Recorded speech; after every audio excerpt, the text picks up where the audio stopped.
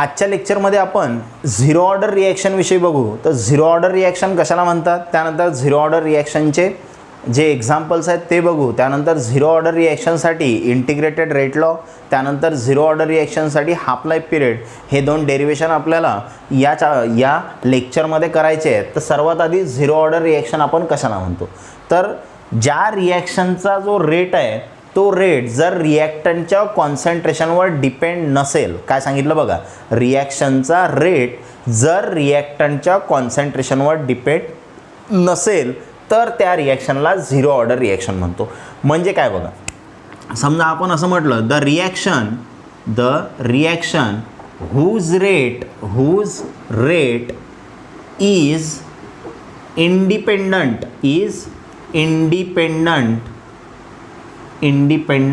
of concentration of reactant. The reaction whose rate is independent of concentration of reactant is called as zero order reaction. म्हणजे अशी reaction ज्या रिॲक्शनचा rate म्हणजे ज्या रिॲक्शनची speed हे independent आहे, म्हणजे डिपेंड नाही आहे. कशावर डिपेंड नाही आहे, कॉन्सन्ट्रेशन ऑफ रिॲक्टंट. म्हणजे रिॲक्टंटच्या कॉन्सन्ट्रेशनशी त्याचा रेट डिपेंड नाही आहे, तर त्या रिॲक्शनला काय म्हणायचं, झिरो ऑर्डर रिॲक्शन. समजा कन्सिडर अ रिॲक्शन. समजा आपल्याकडे एक रिॲक्शन आहे, मग हे रिॲक्शन आहे समजा ए, आणि त्या ए पासून आपल्याला काहीतरी प्रोडक्ट भेटत आहे समजा. मग आता या रिॲक्शनसाठी जर आपण रेट लॉ लिहिला, therefore the rate law is, मग याचा जर रेट लॉ लिहिला आपण तर रेट लॉ काय असते, rate is equal to k concentration of reactant. ठीक आहे, असं लिहिलं मी. पण रिॲक्टंटचं जे कॉन्सन्ट्रेशन आहे त्याची ऑर्डर किती घ्यायची आहे तुम्हाला, झिरो. म्हणजे इथं काय ना झिरो, आणि तुम्हाला माहिती आहे रेट इज इक्वल टू के, कशाची पॉवर झिरो असेल तर त्याचा आन्सर काय असते 1. म्हणजे इथं काय झालं, रेट इज इक्वल टू काय झालं, के. म्हणजे रेट इज इक्वल टू काय झालं इथं के. म्हणजे या रिॲक्शनचा जो रेट आहे तो कॉन्सन्ट्रेशनवर डिपेंड नाही आहे, बरोबर. म्हणजे ज्या रिॲक्शनचा रेट रिॲक्टंटच्या कॉन्सन्ट्रेशनवर डिपेंड नसते त्या रिॲक्शनला काय म्हणतो आपण, झिरो ऑर्डर रिॲक्शन. आणि झिरो ऑर्डर रिॲक्शनसाठी जे केचं युनिट आहे ना, केचं युनिट काय असेल तर के आणि रेटचं युनिट सेमच असते. मग के आणि रेटचं युनिट काय असते, रेटचं युनिट असते एम पर सेकंद. तेच कोणाचं युनिट झालं, केचं. एम पर सेकंद म्हणजे एम सेकंद इनवर्स, कारण इथं सेकंडची पॉवर 1 आहे, वरती शिफ्ट केला तर -1. म्हणजे केचं युनिट काय झालं, एम सेकंद इनवर्स. तर अशी रिॲक्शन ज्या रिॲक्शनचा रेट कॉन्सन्ट्रेशन ऑफ रिॲक्टंटवरती डिपेंड नाही आहे त्या रिॲक्शनला काय म्हणायचं, झिरो ऑर्डर रिॲक्शन. मग याचं एक्झाम्पल पाहू आपण. तर याचं एक्झाम्पल आहे आपल्याजवळ पहिलं एक्झाम्पल 1. काय म्हणते, डिकम्पोजिशन ऑफ अमोनिया म्हणजेच कोण, NH3. त्यानंतर ऑन प्लॅटिनम मेटल, कशावरती, प्लॅटिनम मेटल. जर प्लॅटिनम मेटलवरती अमोनियाचं डिकम्पोजिशन होत असेल म्हणजेच काय, तर हा NH3 आहे म्हणजे अमोनिया आहे जो गॅस आहे, बरोबर. याचं डिकम्पोजिशन झालं की तुम्हाला भेटते N2 गॅस आणि भेटते तुम्हाला हायड्रोजन गॅस, असे दोन गॅस भेटतात. आता रिॲक्शन बॅलन्स करा, तर इथं नायट्रोजन एक आहे, इथं 2 आहेत. काय करणार, 2 न मल्टिप्लाय, हायड्रोजन 3 2 6, इथं 2 आहेत, 3 न मल्टिप्लाय, 3 2 6, बरोबर. तर हे रिॲक्शन आहे. जेव्हा या रिॲक्शनचा रेट काढला तेव्हा या रिॲक्शनचा रेट या अमोनियाच्या कॉन्सन्ट्रेशनवर डिपेंड नव्हता असं आपल्याला एक्सपेरिमेंट केल्यावर समजलं.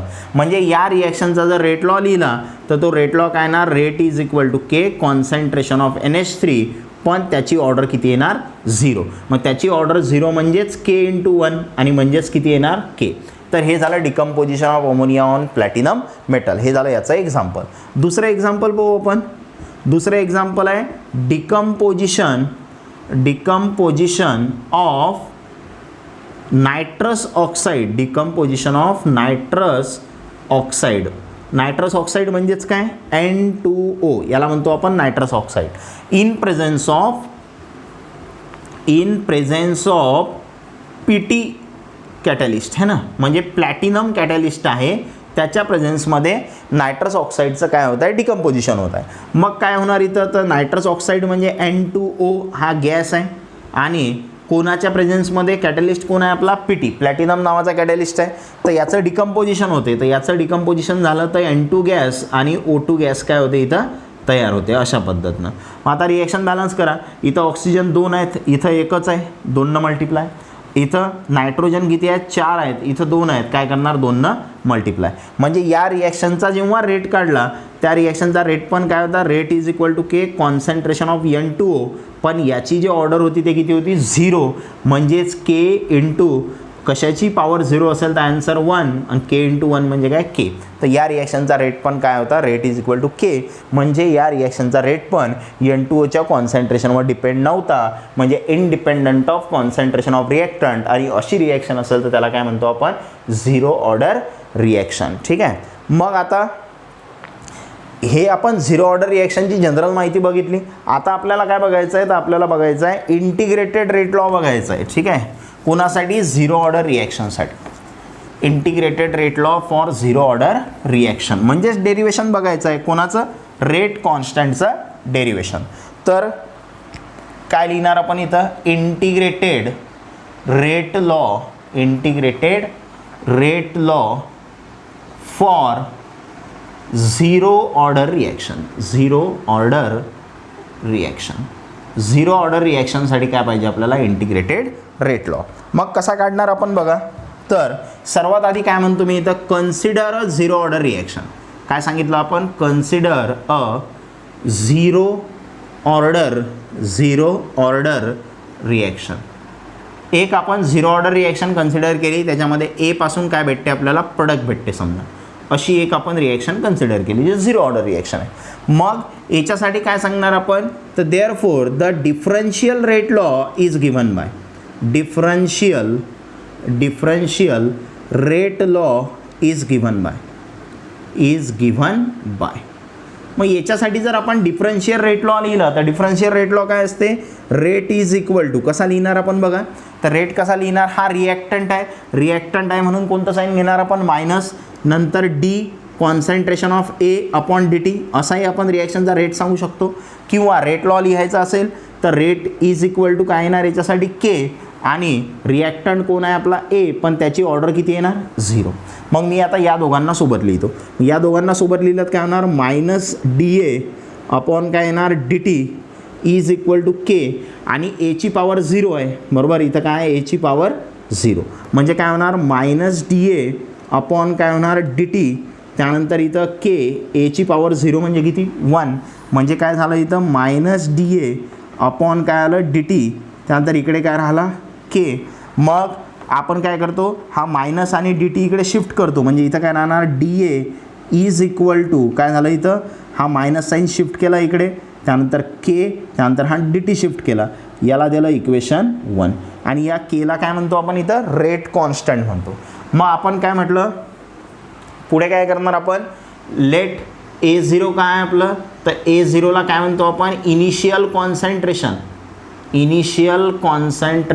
ऑफ रिॲक्टंट आहे ना, इनिशियल कॉन्सन्ट्रेशन ऑफ रिॲक्टंट. आणि AT काय आहे, AT काय असते, concentration of reactant that is अनरिॲक्टेड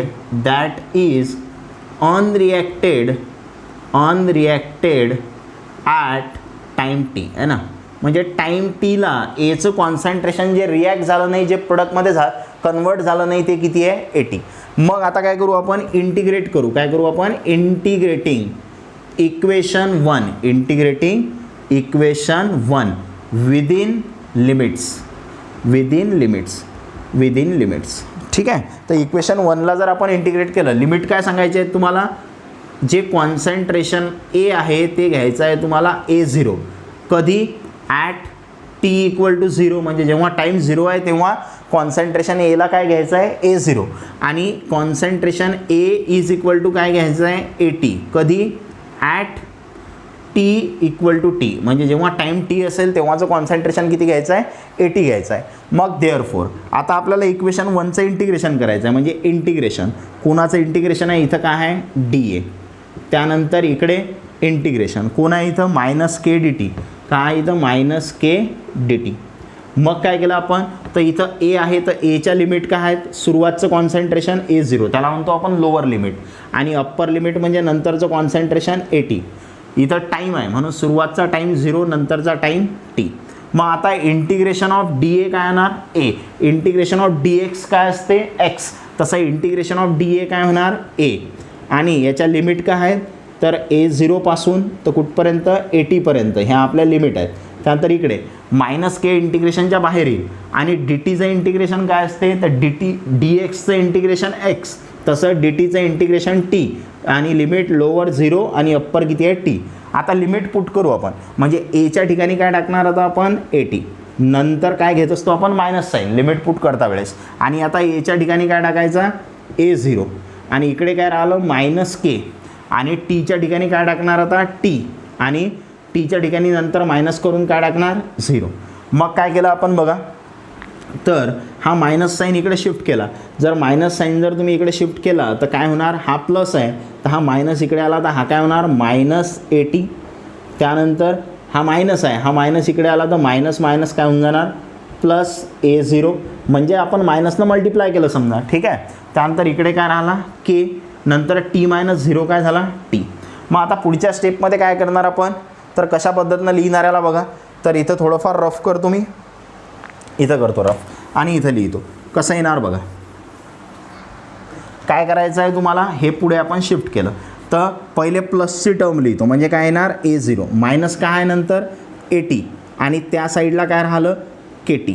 बरोबर, आपल्याला केचं डेरिवेशन पाहिजे, टी इकडे शिफ्ट करतो, म्हणजे काय येणार, A0 - AT, आणि अपॉनमध्ये काय येणार, T = K. सरळ लिहून घ्या, K = A0 - AT अपॉनमध्ये काय येणार, T. तर this is the rate constant for 0 order reaction. तर 0 ऑर्डर रिॲक्शनसाठी रेट कॉन्स्टंटचं डेरिवेशन आहे, किंवा यालाच म्हणतो आपण integrated rate law for 0 order reaction. तर अशा पद्धतीनं आपण हे सॉल्व केलं तर फॉर्म्युला काय आला, K = A0 - AT upon T. मग हा इंटिग्रेटेड रेट लॉ आहे 0 ऑर्डर रिॲक्शनसाठी. आता नेक्स्ट काय बघायचं आपल्याला, तर 0 ऑर्डर रिॲक्शनसाठी हाफ लाईफ पिरियड बघायचा आहे. मग 0 ऑर्डर रिॲक्शनसाठी हाफ लाईफ पिरियड कसं सांगणार आपण बघा, तर हाफ लाईफ पिरियड सांगण्यासाठी पण तुम्हाला या डेरिवेशनचा जो फॉर्म्युला आपण डिराईव्ह केला त्याचं काम पडणार आहे. तर त्याचा वापर करूनच आपण काय सांगणार, हाफ लाईफ पिरियड सांगणार. म्हणजे इझिली आपण हाफ लाईफ पिरियड सांगू शकतो. प्रोसिजर सेम आहे. तर काय करणार आपण आता, हाफ लाईफ पिरियड कोणाचा हाफ लाईफ पिरियड सांगायचं आपल्याला, half life period for 0 order reaction. 0 order रिॲक्शनसाठी आपल्याला काय सांगायचं आहे, हाफ लाईफ पिरियड. मग आता काय करणार आपण, तर सर्वात आधी काय लिहू आपण, तर इथे लिहू आपण the rate constant for 0 order reaction, for 0 order reaction is given bye. तर काय रेट कॉन्स्टंट 0 ऑर्डर रिॲक्शनसाठी तर आपण सध्याच काढला, K = काय होता, A0 - AT, आणि अपॉनमध्ये काय होतं, T. म्हणजे K = काय होतं, A0 - AT अपॉन T. मग आता याला दिलं मी इक्वेशन 1. व्हेअर याची मिनिंग लिहून घेऊ आपण. तर व्हेअर K तर माहीत झाला आपल्याला की रेट कॉन्स्टंट, इथं लिहून घेतो मी, हा K आहे तुमचा रेट कॉन्स्टंट K 0 ऑर्डर रिॲक्शनसाठी. A0 काय असते तुमचं, तर A0 काय असते, इनिशियल कॉन्सन्ट्रेशन ऑफ रिॲक्टंटचं इनिशियल कॉन्सन्ट्रेशन आहे. बरोबर, initial concentration of reactant. AT काय असते, तर कॉन्सन्ट्रेशन आहे कोणाचं, ऑफ रिॲक्टंट.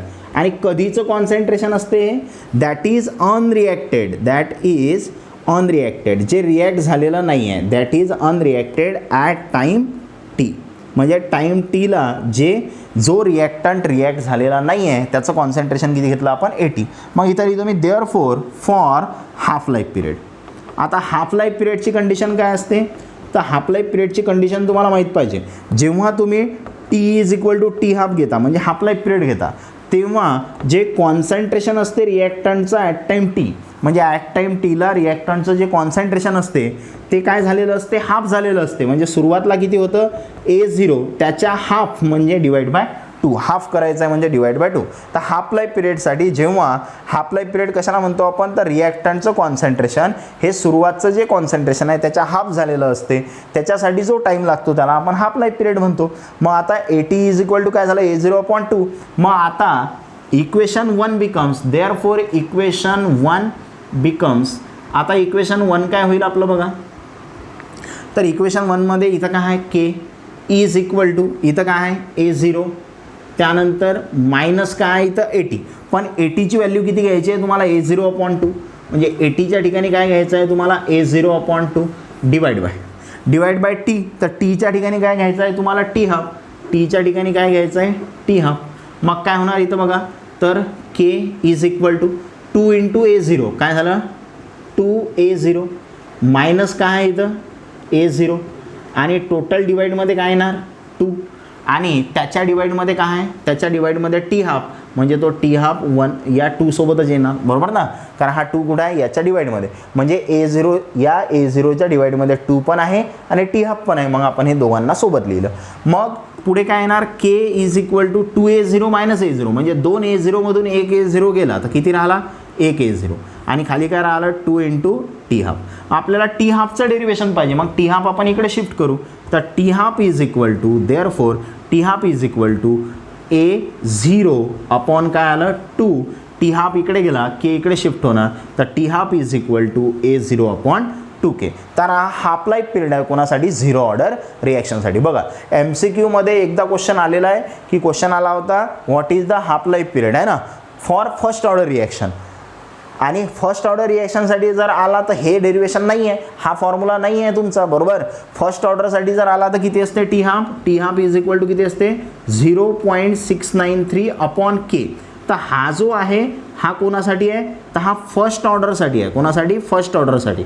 आणि हा जो काढला आपण हा कोणासाठी आहे, हा झिरो ऑर्डरसाठी आहे. तर इथं कन्फ्युजन होऊ शकते, तर तुम्हाला माहीत पाहिजे झिरो ऑर्डरसाठी T हाफ असते A0/2K. म्हणजेच काय, तर हाफ लाईफ पिरियड जो आहे झिरो ऑर्डर रिॲक्शनचा तो डिपेंड असते कोणावरती, इनिशियल कॉन्सन्ट्रेशन ऑफ रिॲक्टंट. म्हणजे असंही विचारू शकतात, show that half life period of zero order reaction is depend on initial concentration of reactant. आणि इथं बघा जो हाफ लाईफ पिरियड आहे फर्स्ट ऑर्डर रिॲक्शनचा तो कॉन्सन्ट्रेशनवर डिपेंडच नाही आहे. तर हा दोघांमधला फरक आहे, हा फर्स्ट ऑर्डरसाठी आहे, हा झिरो ऑर्डरसाठी आहे. तर दोन्ही फॉर्म्युले आपल्यासाठी महत्त्वाचे आहेत. तर आपल्या सिलेबसमध्ये जो फर्स्ट ऑर्डर रिॲक्शनचा हाफ लाईफ पिरियड होता किंवा रेट कॉन्स्टंट होता त्याच्यावरती न्यूमरिकल्स आहेत, पण झिरो ऑर्डर रिॲक्शनचा हाफ लाईफ पिरियड आणि रेट कॉन्स्टंट याच्यावरती न्यूमरिकल्स नाही आहेत. त्यामुळे आपल्याला याचे न्यूमरिकल्स करण्याची गरज नाही. त्यामुळे हा फॉर्म्युला तुम्हाला लक्षामध्ये ठेवायचा आहे, कारण याच्यावरती खूप जास्त प्रॅक्टिस होते पण याच्यावर प्रॅक्टिस होत नाही कारण याच्यावर न्यूमरिकल्स नाही आहेत. तर इथं तुमचा ॲन्सर चुकण्याचे चान्सेस असतात. तर MCQ मध्ये हा एकदा क्वेश्चन विचारला होता, तर हाफ लाईफ पिरियड विचारला होता झिरो ऑर्डरसाठी आणि ऑप्शनमध्ये दोन्ही पण होते. तर त्यावेळेस तुम्हाला कोणता लिहायचा होता A0/2K, कारण त्यांना झिरो ऑर्डर रिॲक्शन म्हटली होती. तर या पद्धतीनं आपण झिरो ऑर्डर रिॲक्शनचा हा टॉपिक कंप्लीट केला. पुढच्या लेक्चरमध्ये आपल्याला झिरो ऑर्डर रिॲक्शनचे ग्राफ बघायचे आहेत, त्यानंतर सुडो फर्स्ट ऑर्डर रिॲक्शन कशाला म्हणतात हा एक टॉपिक बघायचा आहे. मग हा टॉपिक झाल्यानंतर त्याच्या पुढच्या लेक्चरपासून आपण कोलिजन थेरी नावाचा टॉपिक स्टार्ट करू. थँक्यू.